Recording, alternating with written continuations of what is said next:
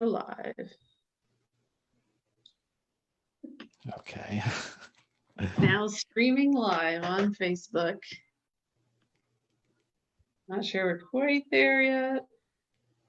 There it is. Oh, you see it? All right, so we are live. And we can just chit chat until some folks show up. I haven't shown up here yet. I will keep a watch on my phone for questions as they come up. We are, okay, we are live. All right, so we don't have a topic this week, do we? No, not really. We got some ideas. Got some things we could talk about if we don't get questions. We got one person on here watching. That's probably your dad. My dad. First person on. So we had some ideas talking about growing up with white siblings. Talking about when you figured out that there's such a thing as Black culture. Yeah. To be a part of it. Mm-hmm. About white culture versus Black culture. Those are all things we could talk about. And I think you said some things to me earlier about white women and your relationships with white women. Valuable for people to hear about. Yeah. So that's all things we can talk about. I mean, well, let's introduce ourselves, I guess. Not everybody who comes on here might know who we are. Go ahead and introduce yourself. Hello, everyone. My name is JT Klopsick. I am 23 years old. This is my mom. I look just like him. Okay. I'm Mary Kalbach, and I am JT's mom. And JT was adopted into a white family as an infant. And so we've started these conversations as people get curious about issues of race in our country and how that's affected a young Black man who's grown up in a white family and is now out in the world as a young Black man. Unless I'm standing next to him, nobody knows what his family looks like, what his history looks like. They just judge him based on what he looks like. So our conversations here are what's that experience like? And we invite your questions, we invite your comments, we invite your participation in this conversation. We're doing this because I have a white audience, quite frankly. And I think a white audience are the ones who need to hear about racism right now. I think there's a lot of things that we just don't understand in white culture that our Black brothers and sisters experience on a regular basis, every day, all the time. So we're here to help highlight that, help open people's eyes, answer questions in a safe space. Everybody starts somewhere. So if this is where you're starting, then welcome to the conversation. So JT, you want to talk about, until we get a few comments here, questions. We were thinking about kicking off just talking about growing up with white siblings. Yeah. So, I mean, obviously. So talk about our family. I mean, just describe our family for people who don't know, who are watching. So our family is diverse by many definitions of the word. How many nationalities do we have? 6 different nationalities among you guys. Exactly. So that's definitely an experience, along with some intellectual disabilities thrown in there, along with my crazy thrown in there,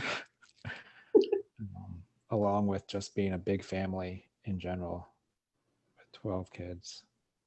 13. Who'd you leave out? 13, sorry. Well, you have 12 siblings officially, a Yes. 13th in there, who came along later. Yes. So 8 of them are white. Your dad is white. I'm obviously white. And so there were 8 siblings that came out of your dad and I, who were very white. And then you, African American, Mm, your sister who is African, a brother who's Korean, sister who's Chinese, a sister from India. That's our 6 different nationalities we have. We're a neurodiverse family. We've got some intellectual disabilities, autism, various things, Down syndrome in there. And you are the oldest second oldest. of, well, you're the oldest son. You were the first one in the family. Yeah. We adopted out of age order. Which is also very unusual. Yeah. So what's that experience like? What's that like? You had to have neurodiverse siblings. What's it like to have white siblings? Did it feel like an international family to you, or did it feel like a white family? I mean, if I'm being blunt and honest, I would say the majority of the time I still felt like a minority in my own home. Yeah, even though you have siblings of all different nationalities. Yeah. A lot of times I felt like I didn't belong.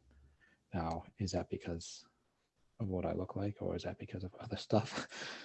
That's What other stuff? You keep talking about your stuff. What other stuff are you talking about? It's okay.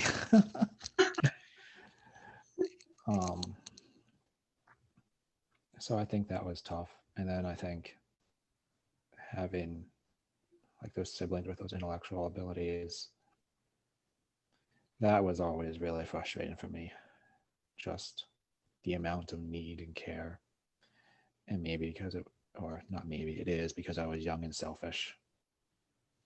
And I guess I wanted more attention to myself. So that was always very difficult.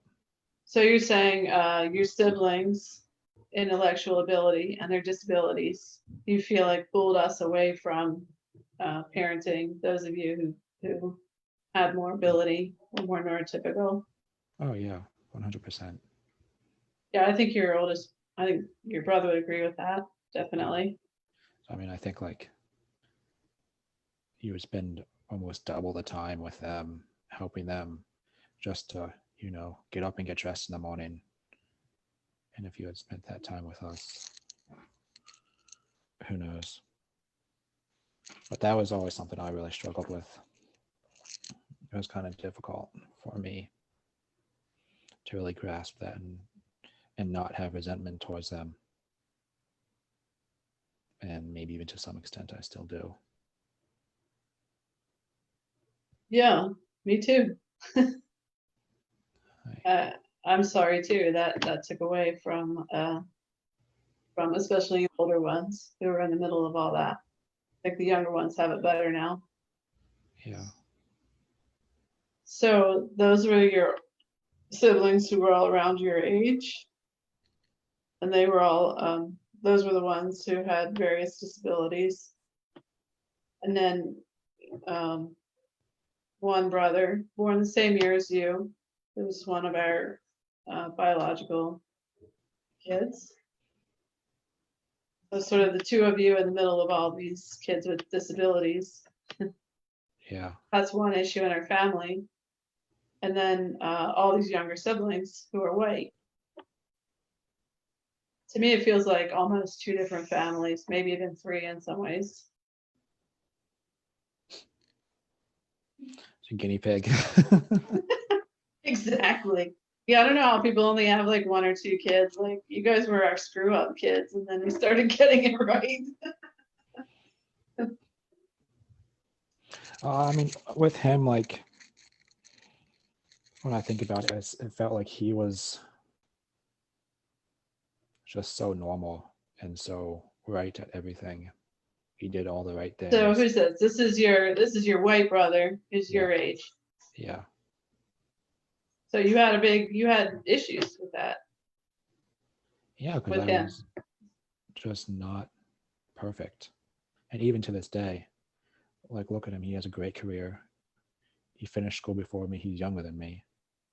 Like, everything he does is so good and so on.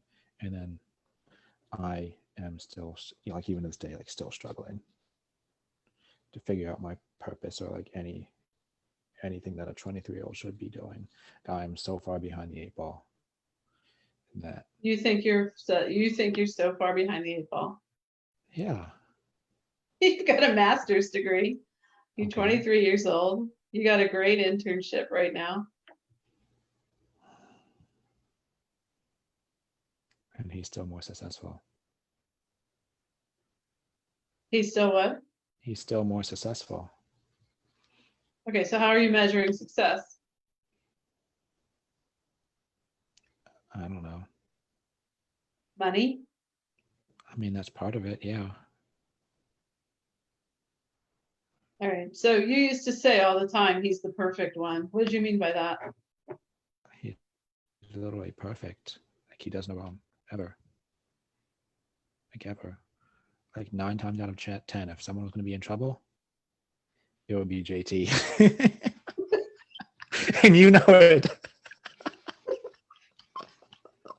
Well, yeah. Do we want to go back to those issues you didn't want to talk about?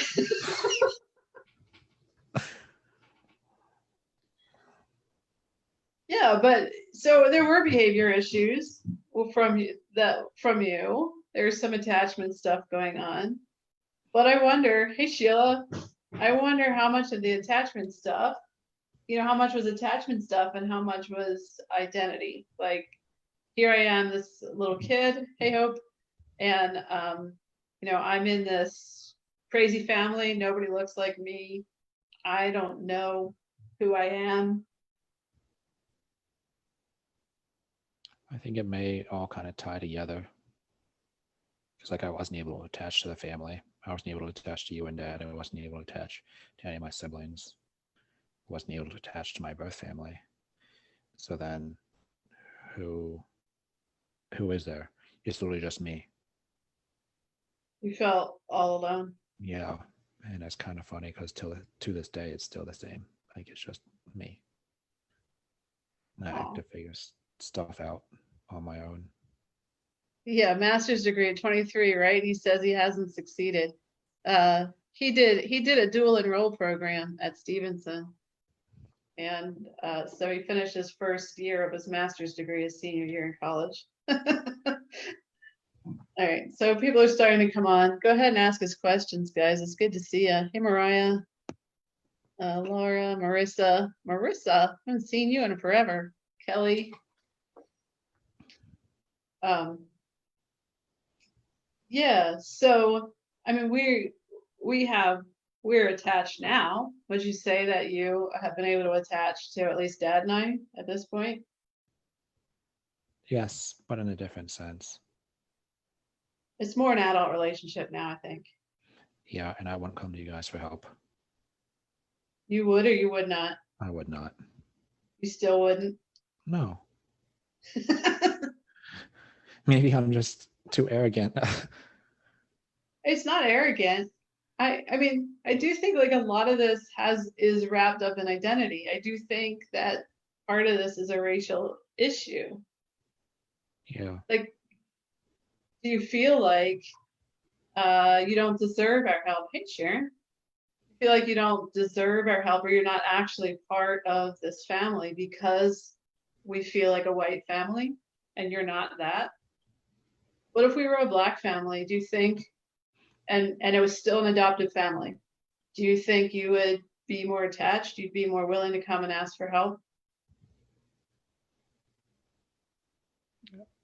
I mean, that's the possibility. Maybe. I've never really thought about that, to be honest. You never thought about if you'd been adopted by a Black family? No, I actually haven't. Like, I've never once thought Your I wish foster one. family, like your foster family, we're close to your foster family. They were a Black family, 8 kids, Yeah. another big homeschooling family. We had a lot in common with them, and they were Black. We maintained that friendship. What if you'd been adopted into that family instead of just fostered by them for a couple months? My life would be very different. Yeah, in what ways? I don't know. It's hard for me to think of what if, Yeah, I guess that's fair. because I just don't. I don't know. I don't have the answers. I I don't think think you'd I have do. more of a sense of your Black identity, though. Possibly. I mean, with that Yeah. family in particular. Yeah. I agree. I agree. Yeah. Uh, how old were you when you were adopted? Laura's asking. 2 months. 2 months old. Yeah. And did you know your family of origin? So he was too young. There wasn't any. He was never with his family of origin. So he was adopted as an infant. He went straight from the hospital to foster care for a couple months and then came to us. They did not want me. Okay, so that statement right there, they did not want me. I was not wanted by my family of origin, by my birth family. That drove you for a long time. I think in some ways it still drives you, doesn't it? Yeah. Maybe that's why I'm so determined with everything I do. Stubborn, annoying.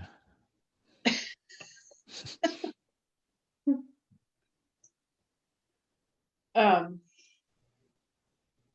so would you like to know your birth family?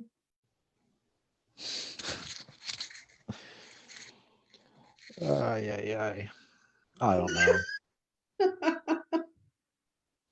Next question.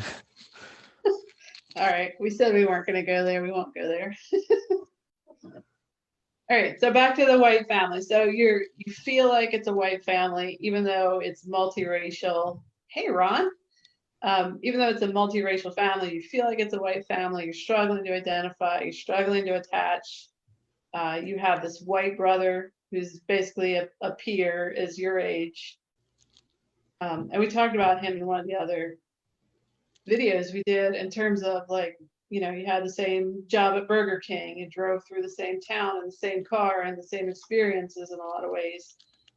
You experienced racism over and over and over again in that town, and he never did, right? So when did you start realizing that there's something called Black culture? There's something different than what you grew up in? I think I got glimpses of it in high school. And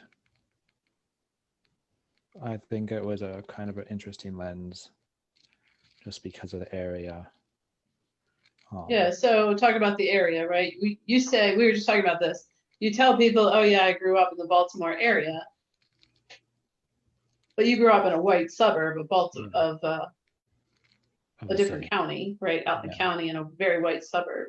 Yeah. So, I mean, the area is just very, I don't want to say racist, but a lot of people there have racist It tendencies. is. A lot of people, yeah, I'm going to leave it at that. It's not inclusive Yeah, enough. so Laura wants to know, did your adoptive family do anything to help you with your Black culture? As in you We guys. we talked about that a little bit in the first video.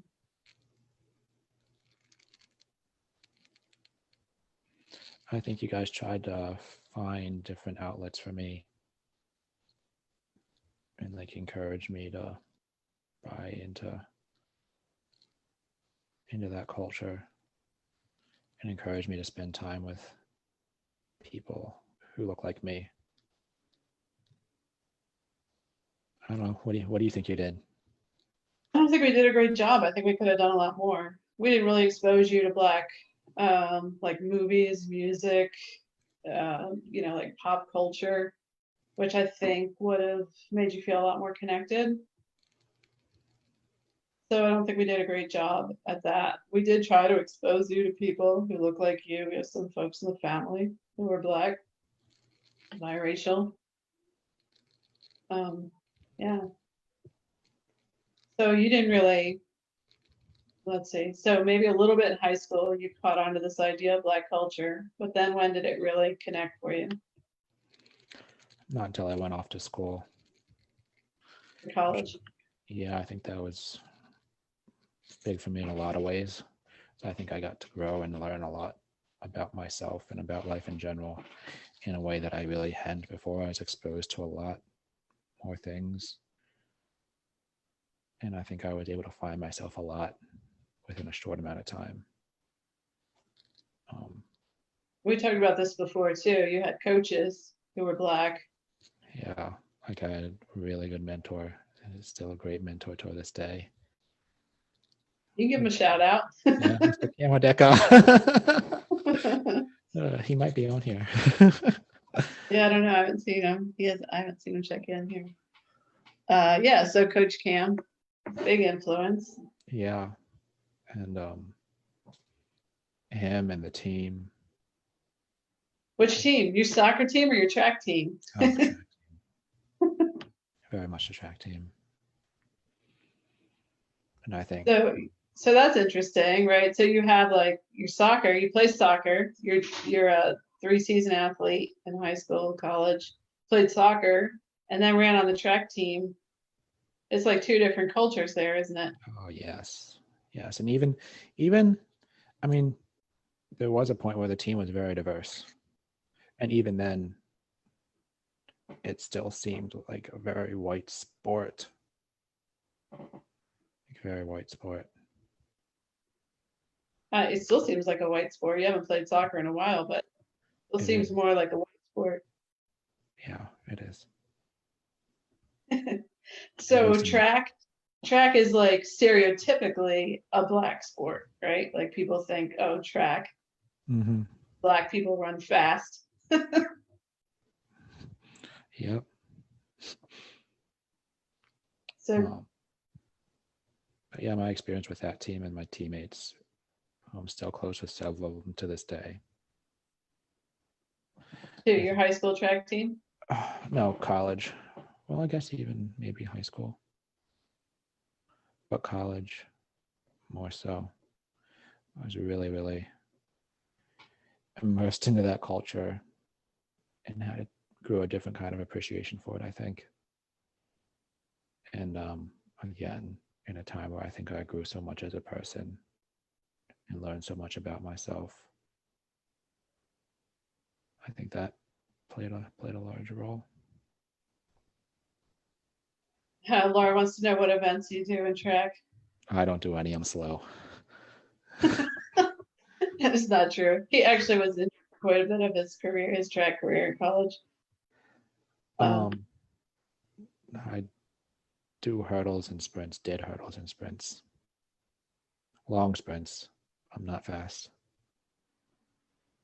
He can jump over a mean hurdle though. So when you're around your Black friends, what's hard about being like immersed in Black culture? Is there anything hard about that? Yeah. Family. Your family? I think just like this the subject of family in general. Oh, So, okay. Talk more about that. you know, like I guess it wasn't this past summer, but the summer before, like graduation. Like I would go to lots of graduation parties and the majority of their family would be Black.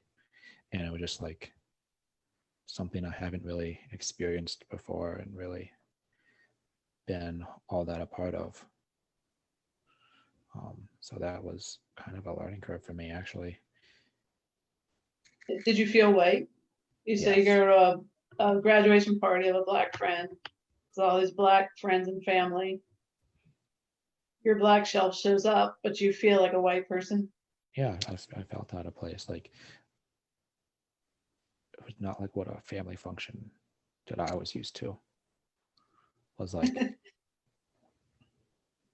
Yeah, but then you have the flip side of that. You go to one of our family functions, you feel like a black person. Yeah, I feel very out of place, like very, very out of place. And I feel like people try to relate to me differently too. And that's the big difference. Because like if I went to a family function and there was a lot of people of color there, they will try to relate, not that they try, but they do relate to me like I'm of color, like one of them, which is awesome. And I love that. Now if I go to a white family function, like your dad's family, they try to relate to me like I don't belong there. They try to relate to me like I'm different.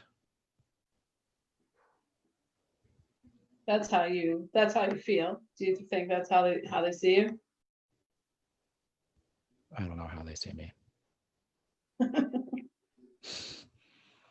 And that's Yeah, not I mean, right. I think there's some truth to that, definitely, that they look at you and remember that, you look different.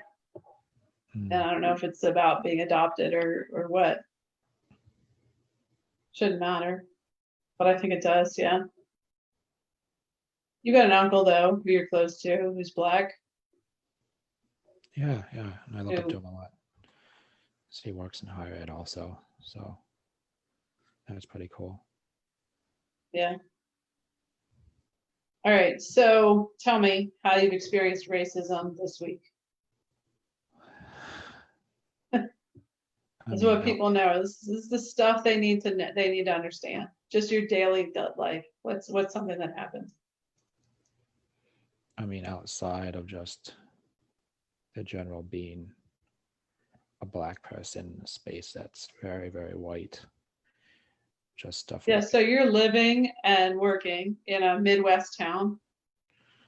That's a very white population, right? We're not going to Northwestern talk about where Indiana. it is, but you're in middle America, Trump country. Oh, I wasn't going to say it, but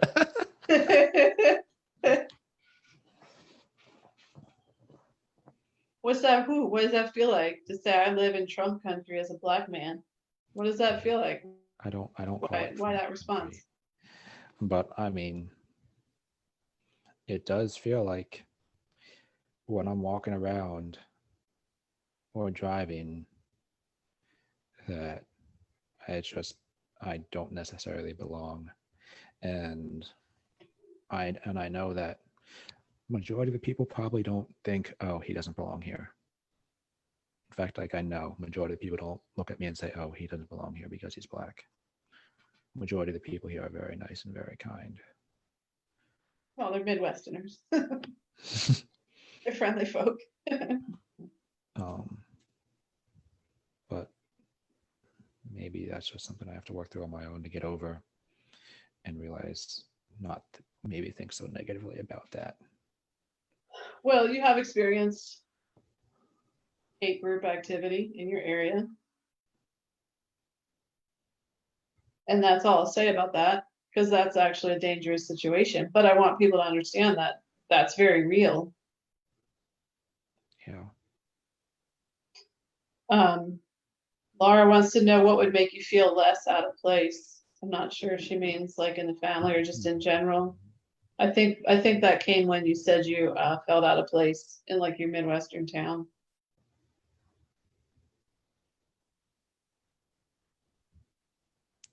I don't know. Maybe it's something I have to get used to. I think honestly, I think that's like I said, like majority of the people don't look at me and say, "Oh, he doesn't belong here. He's black." So that's something I have to sort of rewire myself to think and really ask the question, why do I think that? Like why am I judging all these people? Who am I to say Fair enough. okay? So part of that's on me and work I need to. So Ron's got a pretty big question here. What things do people do that make you feel like they're just relating to you, like you belong there, or ways that they act that make you feel like you do not belong or are different. Actually, we were talking about this. So you have this job at the Y, right? If you call it a job. We have a little part-time gig doing training sessions for kids at the Y. So I think if you talk about that job, this would answer Ron's question about what is it that makes you feel like you don't belong?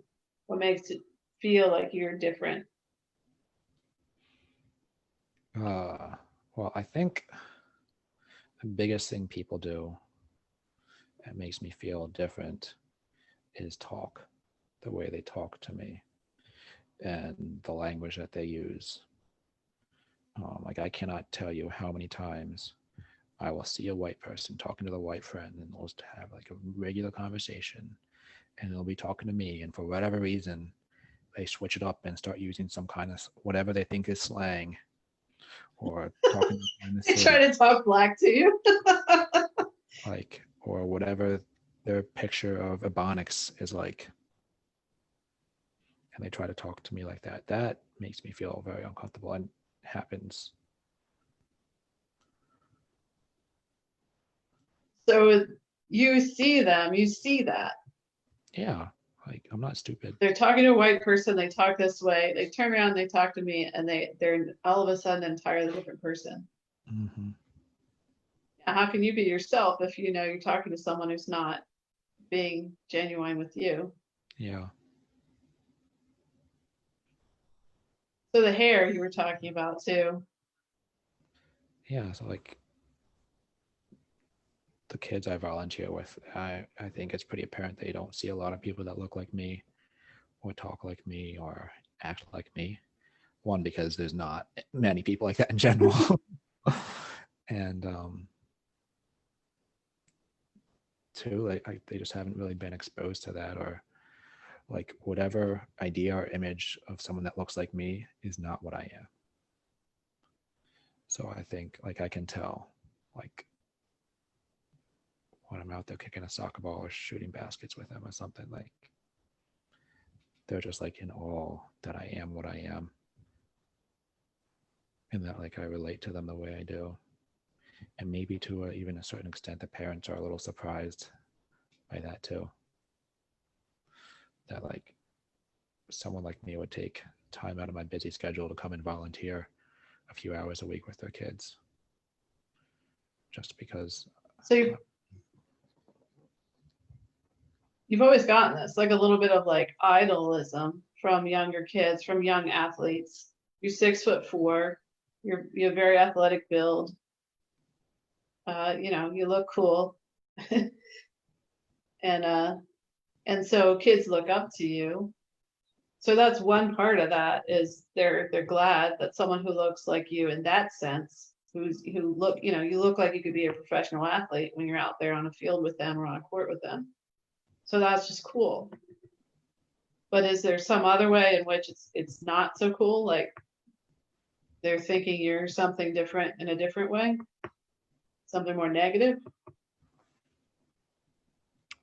I think kids are generally pretty innocent when it comes to that. Like the other day, like they were just like laughing and laughing at my hair, and they kept touching it. Like, like I get them all down, and like I go down on one knee, and my hair is right there. So of course they want to grab it and play with it. But like I could not get over the idea that my hair was not fake. That people have different hair than what white people have. So they want to touch it, feel it, see it. Yeah. And Which is a violation of your boundaries, right? If some, well, kids are different because kids are kids, but if somebody came up, and adults do this to you too, though, right? Yes. Or your peers, your friends come up. If someone came up and just wanted to touch my hair and feel my hair, that would be creepy. Somehow it's okay for them to do that to you. Yeah. So here's the other thing, right? So you're a bit of an idol, you're a bit of a role model, a mentor to these kids. That's great. The parents see you that way. And there are some really good positive things about that. But there's a little dark side of that we talked about. If anything goes sideways at that Y with somebody, You told me you feel like you'd be the scapegoat, right? Yeah, I feel like it would be easier for someone to say like, "Oh, I kind of saw that coming," or like, "Oh, well, what do you expect?" Like I feel like the maybe the expectation or the bar isn't is kind of dropped. Like they'll just take what they can get with not very high expectations of getting much more, which I think leads to me feeling like I have to go above and beyond and prove myself that I'm not what they think they are. I think I am. And I think that goes for a lot of things that I involve myself in, especially if I'm in a white. Whenever I'm in a white space, I feel like, okay, I have to prove to them that I belong here and I can hang with them, especially with white men. Like I You have have to to prove prove, yourself. yeah. I think the classroom was the worst with me because I'm not really the smartest tool in the shed. But I mean, I don't think that's true, but you're very, very smart. in the There's some classroom, things that get in the way of your learning style, but you're very, very smart. I always felt like I But had. yeah, so you go into a classroom and you feel like you have to prove yourself.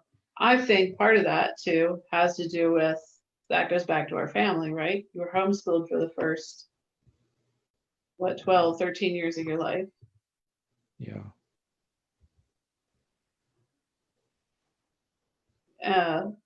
Your brother Is off the charts, is really, really smart just like all the other white ones. and not real athletic. You definitely have very different giftings.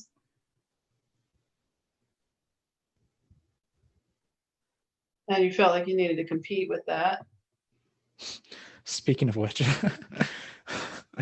he beat me in a cross country race when we were little, and it still bothers me to this day. All right, so if you're watching, and we'll have a rematch. Actually, I don't know if he still runs. He might be able to beat you at cross country. That's never been your race.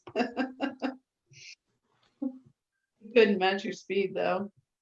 So your dad wants you to know you're very smart and diligent. Very smart and diligent. So yeah, so the expectation, the lower expectation is what you meant. So here's what I thought you meant, right? At the Y is if something goes wrong, so somebody does something, something goes missing or something, somebody gets insulted or treated rudely or something. My fear would be that you would get the blame for that automatically. That's where I thought you were going with that. What do you think of that? I wouldn't be surprised. Yeah. I mean, fortunately, I think I've built a reputation for myself and in that community that I don't think that would happen, but I don't know. And I mean, I'm not stupid. I see statistics. Black people are fired almost 5 times more than white people are. Fired, they're arrested, they're in the prison Yeah. system, they're tried and found guilty of crimes they didn't commit all the time. Mm-hmm. That's part of systemic racism. Yeah. Hey, Damien. I'd be shocked if a white person ever got fired. Which goes to something else you said to me earlier that I never thought about.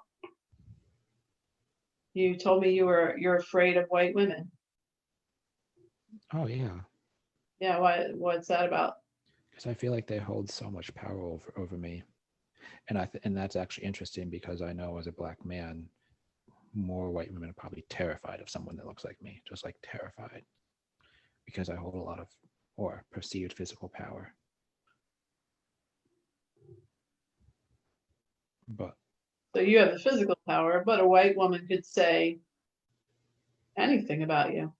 yeah, I genuinely feel like if a white woman was going to say something about me, like she would be believed a lot more than me by anybody. Which is interesting because as a white woman, Maybe I have that power over a black man, but I don't have that power over a white man. That's No. definitely a white man's privilege, Yeah. that he'll be believed over anybody else. Yeah. Absolutely. So there's like degrees of power here. And I think that's interesting too, because I've definitely in some areas, black men probably have more power than women of all races or ethnicities. Black men have more power than white women or black women. Both.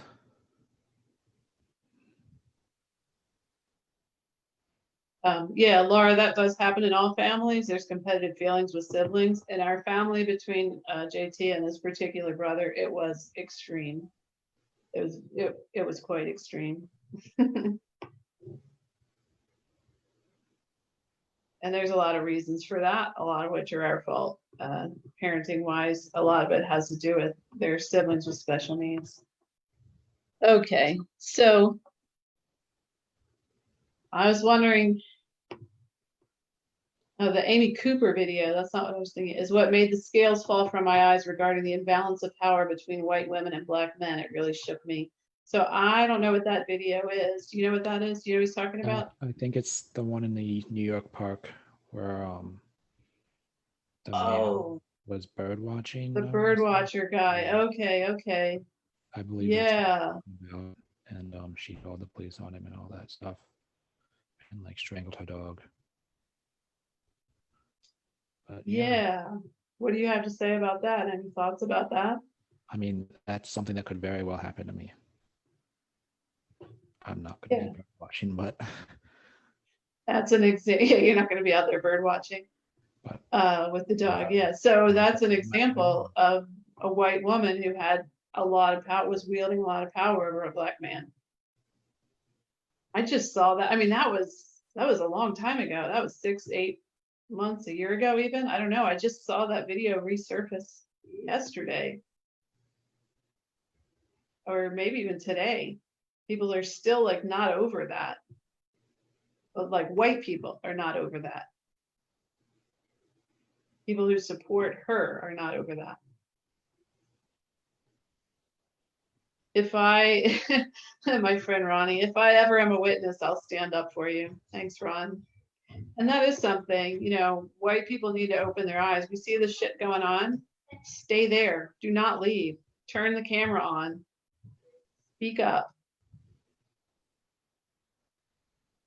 That's our responsibility, I believe. Yeah. mm, The interesting thing about you feeling this way about white women is that most of your female friends are white, aren't they? Your closest female friends are white women. uh, Yeah, no kidding, Laura. Yeah, yeah. maybe, yeah. Most of them are white. I have a few. I don't know. My friends are diverse, but I do have a lot of white friends, white women, female friends, female identifying. So it's not that. So once you get to know a white woman and they get to know you, it's not like you're not capable of these friendships.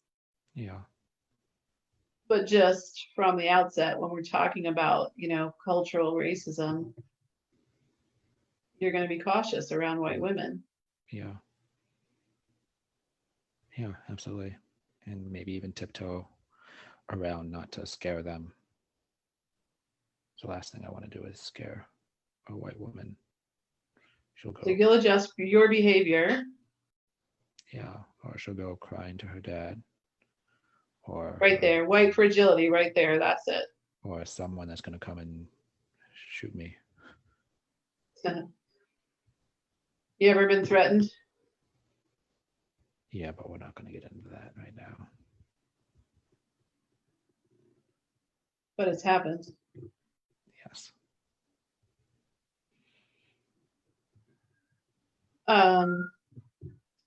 I lost my train of thought there. What else were we talking about with this? White fragility. I'm guessing your white women friends have a crush on you. Nope. Oh, if you only knew. Nope. Nobody has a crush on JT. Everybody has a crush on JT. JT is not interested in relationship.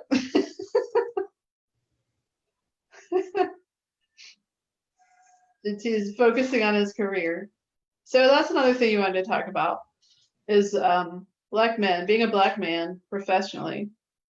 You're in your field right now is in academia, particularly in like with student athletes, working with student athletes, student athlete leadership. Yeah. So what do you find in that field? What did you want to say about that? Oh, I don't know about that field particularly, but like Just professionally. professionally in general, I feel like it's difficult. Like I feel like being a successful black male professional is there's a lot of us, which is awesome, but at the same time, I feel like individual spaces we're rare. Like it's really rare, and when you get in that space, like you have to really know your stuff and really go above and beyond to one even get there in the first place. Like this time last year when I was applying to jobs like crazy, like majority of the applications I would fill out, I would not fill out that I'm black, and I would just prefer not to say, and bank on the fact that someone saw my name as Joel and hope that they would think I was white. You got a white man name. Yeah. I mean, I would try to leverage it to my advantage. Good. What is your view on job applications asking for race? Should it even be a question on there? Hey, Sherry. Hey, Sherry. No. Not relevant, is it? No, I think if someone can do the job, they're going to show themselves. And I think just in hiring practices in general, we need to be a little more objective about it. Like really, honestly, just compare candidates side by side, maybe put them on some kind of point scale, like this candidate has this, this, and this, and doesn't have this, this, and this. How does that compare to candidate B? Maybe that dehumanizes it a little bit. I'm thinking, am I remembering this correctly? I feel like you once had a phone interview for a job and then you had a video interview and they were surprised that you were black. Yes. Didn't that happen to you? Yes, it did. When I first got out of, I guess I was still in school, but when I was finishing up my bachelor's, I mean, I had a phone interview. It went great. I got really good energy from them. I think they really liked me. And then I got to the second round and they were just so shocked that I looked like what I did and talked the way that I did. And then after that, never heard anything from them. Now, maybe I just was not a good candidate. Maybe they just got to the phone interview and thought, okay, maybe he's not a good fit. But then again, what is not a good fit? I don't know. I can't. I don't have solid proof or anything that that's what's happened. Anything could have happened. Maybe they just decided not to have the opening. But I remember you being really struck by the fact that they were surprised. Yes. That you're black, that you have some melanin. What yeah. hell difference does it make? I don't know. And what does that mean? That I talk like this? You talk like you're a white person? And what does that mean? I think people think I talk like a white person. A lot of people think I have accent. A lot of people think I have like some European and British accent. It's because you don't talk very much. You're mysterious. You're quiet, mysterious type. Yeah, asking for race is annoying even when you're white. Why does it matter? Absolutely, it just shouldn't matter. What should matter is what's on your resume, what your qualifications are. That's what should matter. Are there any more questions you guys have for us? We've got about 10 more minutes. We were planning to do this. I remember what it was that we started talking about, and that is the difference between prejudice and racism. Because I mean, let's be honest. I'm prejudiced. You're probably prejudiced. Yeah, I think. What's the difference? What's the difference between them? I think the biggest difference is power. Um, so I personally have my own prejudices that I have to do the work just like anybody else to work through and hopefully overcome. Um, and I'm not in a position of power. Now, in some instances, I am in a position of power. And I guess it could, if I allowed it, it could become an ism of some sort. But I think racism So in is what ways do you see yourself being in a position of power? a one or male. That gives Yeah, me you're male. a male. Um, Relatively fit ish. So you have physical power. Physical You power. could physically overpower Yeah. a lot of people. I have education. And I have power in unique ways that other people don't. I have privilege in ways that other people don't. But then there's, of course, there's ways that I don't have the power. Um, and racism is when a group in power oppresses a group that's not in power. So it's hard for someone, it's impossible for someone of color to be racism. It's just not possible. Be racist. Yeah.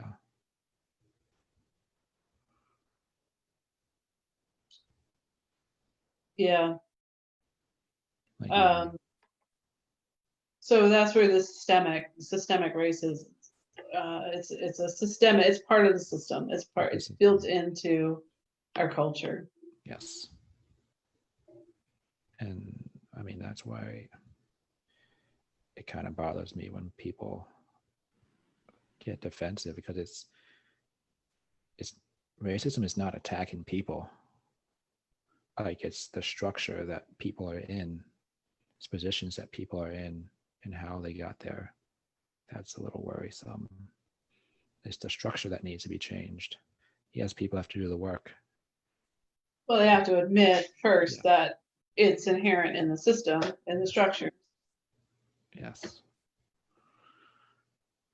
And but to answer the question, prejudice is more of I always think of it as prejudging. So if you look at someone, you have immediate idea of what they're like, what they're going to sound like, their background, all that stuff.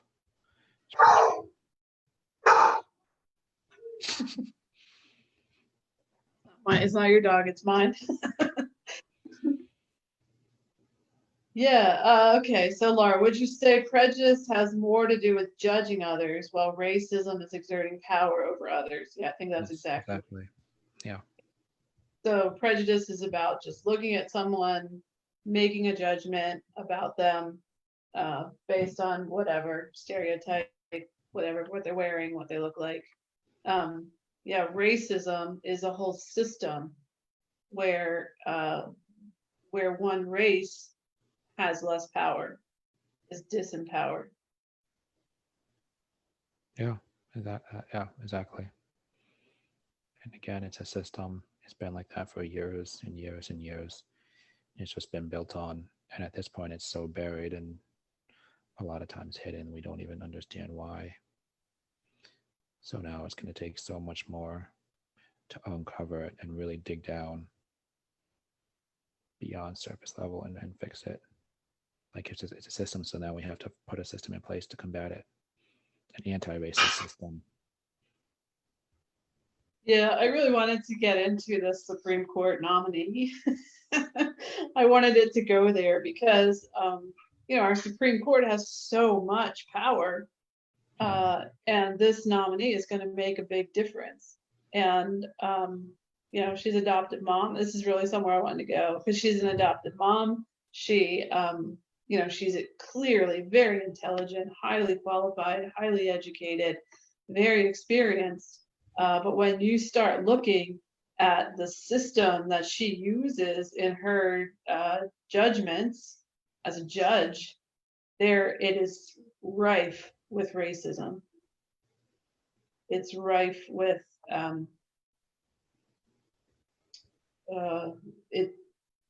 it's just going to lead it. The way she makes decisions is going to always lead back to maintaining the status quo, Yeah. which is not acceptable.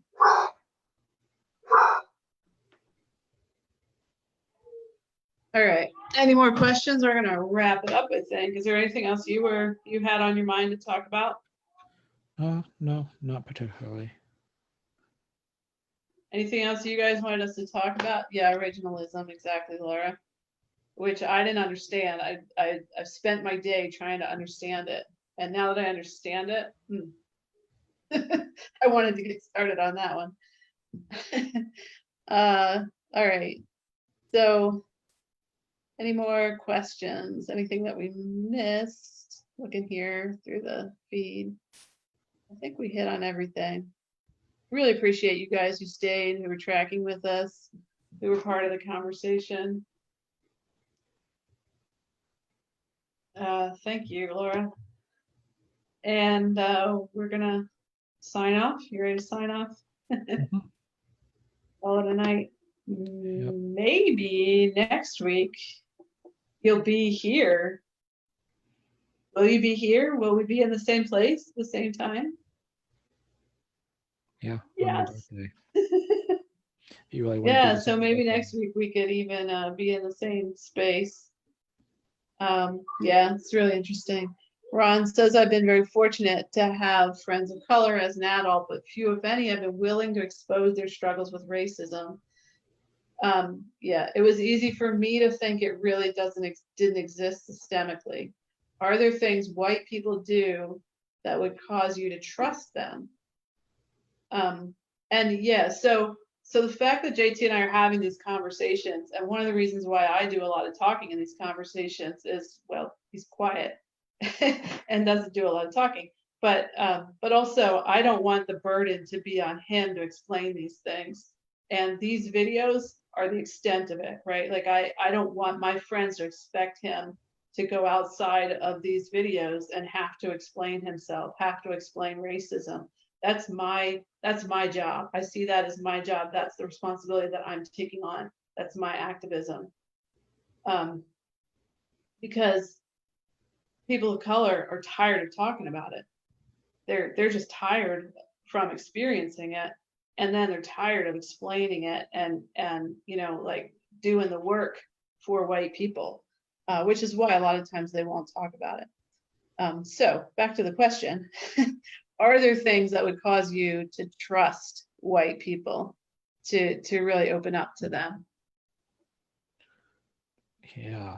So I mean, I'm consider myself another area I have privilege. Like I have a lot of people in my life who I feel like are very strong allies and advocates for people that look like me. Because like I know that they will go to bat for me. And I know that if they see something when I'm around them, they will call it out and they will say and they will defend me. Not that I couldn't defend myself, but knowing that they really have my back, like no matter what. And also being willing to have some conversations that are a little bit uncomfortable and recognizing that they're the majority and they have the power in a lot of situations that I might not. And I think it means a lot when I see white people or people that don't look like me really making a conscious effort to try to learn and then try to apply what they learn and into a stronger sense. Really just be an ally. Asking me how I feel about something that they might have said.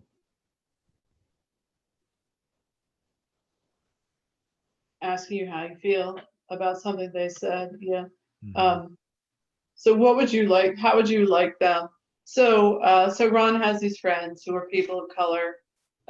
What can he say to them that, how can he start that? How can he start the conversation? So I think he has a sense that it's not their responsibility to start the conversation. It's his. So if Yeah. you were his friend, what would you want him to come and say? So he's your friend. He's known you for a while. You trust him. You've just never talked about these things before because you haven't brought it up. So what can Yeah. he come to you and say that would open that conversation? I think he should go to them and say, I realize that as a Black person or a person of color, things are very difficult right now. I want to be here as a friend to support you however I possibly can. Are you okay? Do you need someone to listen to? Do you need someone to talk to you? And then, I mean, I guess gauge on the answer, followed up. And like what I would say not to do is don't like over explain yourself. Like you don't have to say I'm doing this, this, and this. Just do it. Yeah, just do it. But I maybe mean, I that's think in some way the over explaining is where the white fragility comes in, right? Yeah. It's like, I gotta prove to you, I gotta prove to you, I gotta prove to you, I need your approval, I need your approval. Yeah. Instead of I'm just gonna do it. Yeah. Yeah. Just say, are you okay? Let me know if there's anything I can do to support you. And not even ask for the conversation to open up, right? Then Yeah. that's You your face- choice. So giving you autonomy to decide Yeah. if you want to have that conversation. Yeah. Mm-hmm. Like it's kind of funny that bring that up too, because like several white people have reached out to me. I mean, people I haven't heard from in years even. I bet I know I want to hold it. They just want to explain to me all this stuff that they're doing and like almost clear their guilty conscience. Like they want me to say, oh no, you're good. You're one of the good ones. Yeah. So recognize that you've got shit going on. You don't need to be the one with the magic guilt clearing wand. Mm-hmm. Yeah. That's a burden that they put on you. Mm-hmm. Yeah, just asking if they're okay. And then go in to do the work. Like if you do that and then don't do the work, it doesn't mean anything. Yeah. So JT, are you okay? Good question.